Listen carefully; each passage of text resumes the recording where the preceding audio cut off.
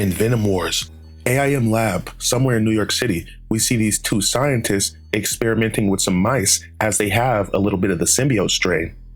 As the scientists are not paying attention, the symbiote strain bonds with one of the mice and thus creates this new badass mouse symbiote. The mouse symbiote breaks open the bars and frees the rest of the mice and then makes for the exit. But he can't help but notice all the other wild animals in captivity.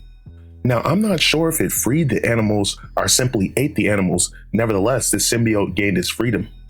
The symbiote and its mouse hosts fight for collective justice against injustice.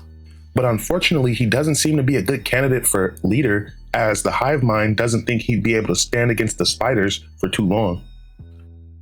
Back in New York City, we catch up with one familiar face as we find ourselves in the apartment of Eddie Brock.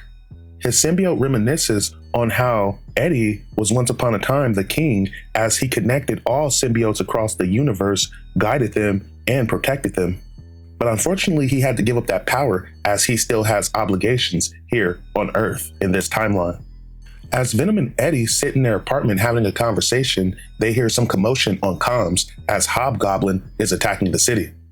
Apparently, Hobgoblin has been plucking people right off the street and putting them in these containment units. But Hobgoblin is confronted by none other than Venom, who brings him down. But Hobgoblin says he doesn't give a fuck because now that Spider-Man's gone, it's no fun and it's all your fault, implying that Spider-Man's death is somehow due to Venom's actions.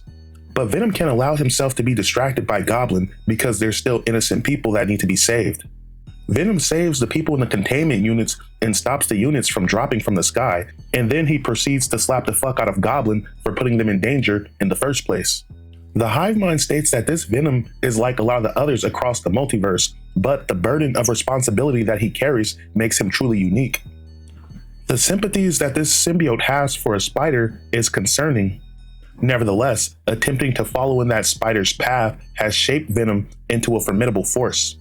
A force driven to fight for ideals larger than himself. And it is for that reason that Eddie Brock and Venom have been chosen to be the leader. To be continued.